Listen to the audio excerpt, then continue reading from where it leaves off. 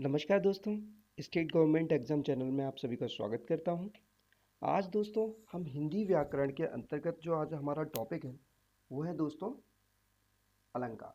आज हम दोस्तों अलंकार के बारे में जानेंगे, उसकी परिभाषा जानेंगे, उसके भेद जानेंगे, उसके उदाहरण पढ़ेंगे और उसके प्रकार पढ़ेंगे, है ना। तो आज हम पढ़ेंगे अलंकार। और अलंकार के भी अंतर्गत दोस्तों आज हम कौन सा अलंकार पढ़ेंगे, उसके अंतर्गत दोस्तों हम पढ़ेंगे आज अर्थालंकार। और अर्थालंकार के बारे में संपूर्ण जानकारी मैं आपको दूंगा, क्योंकि अलंकार कहीं ना किसी एग्जाम में 1 या 2 नंबर के पूछे जाते हैं। और हम अलंकार को पढ़ने में थोड़ा कन्फ्यूज़न होता है कि कैसे अलंकार को पहचाने, किस अलंकार में उपमा अलंकार है, किस में रूपक अलंकार है, किस में उत्प्रेक्षा अलंकार है ना। तो हम कहीं ना कहीं कन्फ्यूज़न हम में हो जाता है, हम में एक एक मतलब उसे पहचान नहीं पाते। तो उन्हीं समस्याओं को हम यहाँ पर समाधान करेंगे। आपकी समस्या जो भी है, क्योंकि मैं कुछ ट्रिक लेके आया हूँ, उनके माध्यम से मैं आपको समझाऊंगा कि कैसे अलंकार को हल करना है। कुछ नहीं करना, आपको बस एक छोटी सी चीज़ें याद करनी है कि भाई ये चीज़ आ जाए तो इसमें ये अलंकार होगा। और डेफिनेटली मैं आपको 100% बता रहा हूँ, आप कभी अलंकार नहीं भूलोगे, है ना। तो चलो इसी के साथ हम करते हैं अलंकार प्रारंभ और जानते हैं थोड़ा बहुत अलंकार के बारे में। तो अलंकार का अर्थ क्या होता है? अलंकार का शाब्दिक अर्थ होता है आभूषण। आभूषण मतलब गहने, जो स्त्रियां घर पर पहनती हैं वही गहने। ठीक है, तो अलंकार का शाब्दिक अर्थ क्या होता है? आभूषण। जिस प्रकार स्त्री अपनी सुंदरता बढ़ाने के लिए गहनों को धारण करती है, उसी प्रकार काव्य अपनी सुंदरता बढ़ाने के लिए क्या करता है? अलंकारों का प्रयोग करता है। ठीक है, अलंकार का मतलब क्या होता है, अर्थ क्या होता है? लोग बोल देते हैं कि बस, लोग परिभाषा पढ़ देते हैं, काव्य की सुंदरता बढ़ाने के लिए अलंकारों का प्रयोग किया जाता है। आखिर ये अलंकार होता क्या है? अलंकार क्या होता है? काव्य में कैसे अलंकार लगाया जा सकता है? अलंकार का मतलब हो गया शब्दों के माध्यम से, अर्थों के माध्यम से, है ना, या कोई ऐसा कारक है ना, उनके माध्यम से। जैसे कि मैं आपको एक उदाहरण देता हूँ, है ना। मैं आपको उदाहरण दूँ कि सजना है मुझे सजना के लिए। कितना प्यारा लग रहा है, एक पंक्ति बनी, एक कड़ी बनी, सजना है मुझे सजना के लिए। तो यहाँ क्या हुआ? ये काव्य की पंक्ति थी जिसमें हमने आभूषण डाला शब्दों के माध्यम से, अपने अर्थों के माध्यम से। ठीक है, तो यहाँ पर कौन सा अलंकार है? यहाँ पर अलंकार है यमक अलंकार। ठीक है, अब कैसे हुआ वो मैं आपको आगे बताऊंगा। ठीक है, परंतु हमने अलंकार यानी कि एक पंक्ति में अलंकार डाला, उसी को हम बोलते हैं अलंकार, यानी कि गहने, आभूषण, एक सुंदरता प्रकट करना। चलिए, अलंकार के प्रकार कितने होते हैं दोस्तों? अलंकार के होते हैं 2 प्रकार। एक होता है शब्द अलंकार, एक होता है अर्थ अलंकार। ठीक है जी। शब्द अलंकार का मतलब क्या हुआ? जहां शब्द के द्वारा, यहाँ शब्द के माध्यम से या शब्द के द्वारा काव्य में चमत्कार उत्पन्न किया जाता है। ठीक है, शब्दों के द्वारा, जहाँ शब्दों के द्वारा भैया काव्य में चमत्कार उत्पन्न किया जाए, वहाँ कौन सा अलंकार होता है? शब्द अलंकार। अर्थ अलंकार क्या होता है? यहाँ पे अर्थों के माध्यम से, यानी कि शब्द होता है, शब्द के अर्थ होंगे, उन अर्थों के माध्यम से जो चमत्कार उत्पन्न किया जाता है, वहाँ कौन सा अलंकार होता है? अर्थ अलंकार होता है। ठीक है, 2 प्रकार होते हैं अलंकार के, ये मैं आपको बता चुका। अब शब्द अलंकार के प्रकार कौन कौन से होते हैं? एक होता है अनुप्रास अलंकार, एक होता है यमक अलंकार, श्लेष अलंकार, वक्रोक्ति अलंकार। और भी होते हैं, परंतु हम जिस दिन चर्चा करेंगे शब्द अलंकार पर तो हम उस पर एक विस्तृत अध्ययन करेंगे। आज हमारा जो टॉपिक है वो है अर्थालंकार। तो अर्थालंकार के बारे में आज हम जानेंगे कि अर्थालंकार क्या है और उसके प्रकार कौन कौन से हैं। ठीक है दोस्तों, तो हम कौन सा अलंकार पढ़ेंगे दोस्तों? आज हम पढ़ेंगे दोस्तों अर्थालंकार। तो अर्थालंकार में, जिस अलंकार में अर्थ के माध्यम से चमत्कार उत्पन्न हो, है ना, वहाँ कौन सा अलंकार होता है? वहाँ होता है अर्थालंकार। तो अर्थालंकार में हम दोस्तों उपमा अलंकार, रूपक अलंकार, उत्प्रेक्षा अलंकार, अतिशयोक्ति अलंकार और मानवीकरण अलंकार को पढ़ेंगे। क्योंकि देखो, परीक्षा की दृष्टि से इन्हीं अलंकारों में से ज़्यादातर प्रश्न आए हुए हैं। ठीक है, जहाँ तक मैंने पेपरों का अध्ययन किया है, पेपर पढ़े हैं, उनमें मुझे ज़्यादातर यही अलंकार दिखे। और भी अलंकार हैं, उन्हें मैं किसी और दिन आपको विस्तृत उन पर अध्ययन करके बताऊंगा। ठीक है, तो हम पहले आज पढ़ते हैं उपमा अलंकार। ठीक है जी, कौन सा अलंकार? उपमा अलंकार। तो उपमा अलंकार पहले मैं आपको परिभाषा पढ़ाता हूँ। ठीक है, इन 2 लाइनों में आपको क्या मिलेगी? परिभाषा, समझना उसे। जहाँ एक वस्तु और एक या प्राणी की तुलना अत्यंत समानता के कारण किसी अन्य प्रसिद्ध वस्तु या प्राणी से की जाए, वहाँ उपमा अलंकार होता है। समझ में आया? नहीं आया? ठीक है, जैसे कि इस उदाहरण में आप देखना, कर यानी कि हाथ की तुलना किससे की गई है? कमल से की गई है। हाथ की तुलना कमल से की गई है कि कमल की तरह कैसा है? कोमल है ना?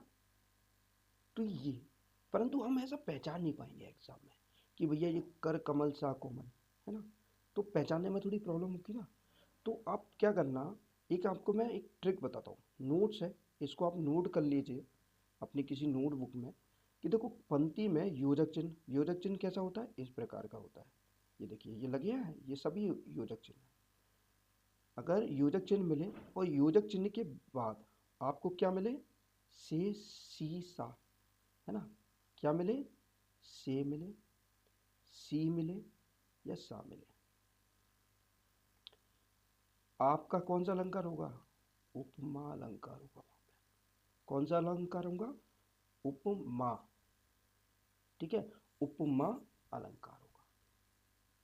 अब देखिए, कोई भी उदाहरण देखो, मुख चंद्रमा सा, योजक चिन्ह है, सा लगा हुआ है, सुंदर है। सागर सा गंभीर हृदय हो, ठीक है, योजक चिन्ह है, सा है, उपमा अलंकार। आजकल व्यापम क्या कर रहा है ना, व्यापम आजकल जो है आधे उदाहरण देता है, आपको दे देगा सागर सा गंभीर हृदय हो, इसमें कौन सा अलंकार है? ठीक है, तो आपसे वो पूछेगा इसमें कौन सा अलंकार है, आपको दे देगा उपमा अलंकार, रूपक अलंकार, उत्प्रेक्षा अलंकार, है ना। तो आपको इसमें से एक अलंकार बताना है। तो लोग क्या कंफ्यूज हो जाते हैं, क्योंकि हम अक्सर क्या पूरा उदाहरण पढ़ते हैं, परंतु आप ये देखो, मैं बता दूँ ना, योजक चिन्ह सा, आप हाल बता दोगे इसमें उपमा अलंकार है। देखो, गिर सा, योजक चिन्ह लगा हुआ है, सा लगा हुआ है, मैं उदाहरण नहीं पढ़ रहा हूँ, इतना ही करूँगा मैं तो। कर कमल सा कोमल है, योजक चिन्ह सा, उपमा अलंकार। नील गगन सा, शांत हृदय था, रो रहा, नील गगन सा, शांत हृदय था, रो रहा, भैया योजक चिन्ह और सा, कौन सा अलंकार? उपमा अलंकार। बस इतना करना है आपको। ठीक है जी। आइए रूपक अलंकार को भी इसी तरीके से समझते हैं। पहले परिभाषा समझो उसकी। जहां किसी दो व्यक्ति या वस्तु में इतनी समानता हो कि दोनों में अंतर नहीं किया जा सके या अंतर करना मुश्किल हो, तो वहां कौन सा अलंकार होता है? वहां होता है रूपक अलंकार। परिभाषा कंफ्यूजन कर रही है? ट्रिक पे आओ। ट्रिक क्या बोल रही है कि जब पंक्ति में योजक चिन्ह हो, वो तो जानती हो आप, और पीछे से, सा, सी ये ना हो, तो वहाँ कौन सा अलंकार होगा? रूपक अलंकार। कोई भी उदाहरण देखो, योजक चिन्ह सा लगा है, नहीं लगा, क्या लिखा है? कमल। चरण कमल बंदो हरि राई, है ना, चरण कमल बंदो हरि राई। ठीक है जी। आपको क्या मिला? सा नहीं मिला, कौन सा? रूपक अलंकार। कौन सा अलंकार है? रूपक अलंकार।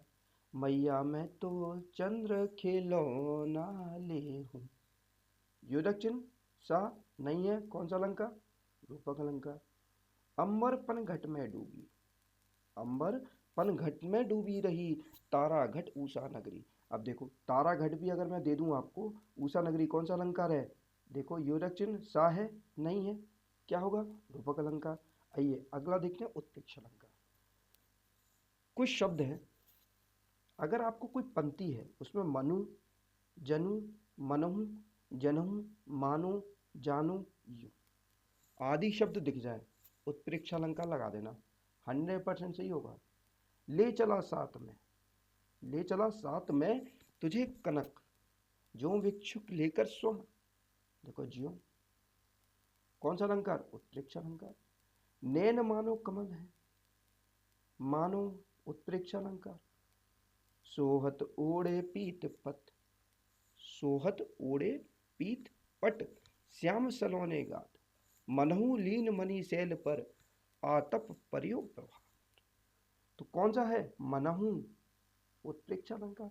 उस वक्त मारे क्रोध की तनु कांपन लग उसका लगा, मानो हवा के जोर से सोता हुआ सागर जगा। मानहू, मानो, ठीक है, जनहू, जानो, देखो है कौन सा अलंकार? उत्प्रेक्षा अलंकार। ठीक है जी। अब आ जाओ अतिशयोक्ति। अतिशयोक्ति का अर्थ क्या हुआ? अतिशयोक्ति का अर्थ होता है बढ़ा चढ़ाकर। मैंने बोला कि एक गेंद में या एक बॉल में विराट कोहली ने 300 मार दिए, हो सकता है? नहीं हो सकता। क्या हुआ भाई? अतिक्रमण हुआ। अतिक्रमण मतलब बढ़ा चढ़ा के वर्णन किया गया। तो कौन सा अलंकार होगा? अतिशयोक्ति अलंकार। जिस स्थान पर लोक सीमा का अतिक्रमण किया गया, इतना बढ़ाया जाए कि लोगों को लगने लगा ये झूठ है ना। मैं तो सीधे ये बोलता हूँ कि इतना बड़ा चढ़ाकर बोला कि हम उसे भैया झूठ मानने लगे, तो वहाँ होगा अतिशयोक्ति। जैसे कि कुछ उदाहरण देखते हैं कि हनुमान की पूंछ में लग ना पाई आग, सगरी लंका जल गई, गए निशाचर भाग। अब आप खुद बताइए, हनुमान जी की पूंछ में आग लगी नहीं, लंका जल भी गई, हो सकता है? खुद सोचने वाली बात है, सोचिए। आगे नदियां पड़ी अपार, घोड़ा कैसे उतरे पार, राणा ने सोचा इस पार, तब तक चेतक था उस पार। अब भैया चेतक उस पार भी पहुंच गए, राणा सोच ही रहे थे। इतनी भयानक, इतनी बड़ी नदी, और भाई सोचने के समय ही चेतक पहुंच गया, संभव है? थोड़ा मतलब थोड़ा ऐसा लग रहा है कि बहुत ज़्यादा लोक मर्यादा का उल्लंघन बहुत अधिक हुआ है। ठीक है। धनुष उठाया उसने और चढ़ाया उस पर बाण, धरा सिंधु नभ कांपे सहसा, विकल हुए जीवों के प्राण। धनुष उठाया, बाण चढ़ाया, इतने में तो भैया धरती कांपने लगी, जीवों के प्राण निकल गए। क्या है? अतिशयोक्ति है, बड़ा चढ़ाकर वर्णन है। ठीक है। तो अतिशयोक्ति अलंकार में तो आप पहचान ही जाओगे भैया। आपको उदाहरण में कहीं ना कहीं ये चीज़ें मिल जाएंगी कि आपको लगने लगेगा कि ये उल्लंघन हो रहा है, लोक सीमाओं का अतिक्रमण होने लगा है। तो वहाँ आपको अतिशयोक्ति अलंकार तो पहचान ही सकते हो आप। ठीक है। अब आते हैं मानवीकरण अलंकार। यहाँ प्रकृति पर मानवीय चेष्टाओं का आरोप, यानी कि मैं आपसे बोलूं कि एक पेड़ जो है शर्ट पहनता है, एक पेड़ जो है क्या पहनता है? कमीज पहनता है। तो ये क्या है? मानवीय चेष्टाओं का पर आरोप। मानवीय चेष्टाओं का आरोप हो रहा है ना प्रकृति से, कि प्रकृति जो है मानव की तरह कार्य कर रही है, वही होता है मानवीयकरण अलंकार। मेघ आए बन ठन के, यार मेघ जो है पैंट टी शर्ट पहन के आ सकते हैं? नहीं आ सकते। कौन पहन के आता है? मानव पहन के आता है। ठीक है। मगर क्या किया गया है? मेघ आए बने बड़े बन ठन के, समर के, मतलब मेघ जो है बादल भैया सच सवर के पैंट शर्ट टी शर्ट पहन के भाई आ रहे हैं, है ना। तो ये क्या लग रहा है? यहाँ पर मानवीकरण अलंकार लग रहा है, क्योंकि यहाँ पे आपको ज़्यादातर जो है प्राकृतिक चीज़ें मिलेंगी। ठीक है। प्रकृति से संबंधित आपको जो है उदाहरण मिलेंगे, क्योंकि प्रकृति की तुलना जो है प्रकृति पर मानवीय चेष्टाओं का आरोप लग रहा है ना, तो इसलिए यहाँ पे आपका मानवीकरण अलंकार है। अब देखो, सागर के ऊपर नाच नाच करती हैं लहरें मधुर गान। भैया सागर पे लहरें डांस फांस करते चली आ रही हैं और गाना गा रही हैं, हो सकता है? नहीं हो सकता। ये किसका काम है? ये मानव का काम है।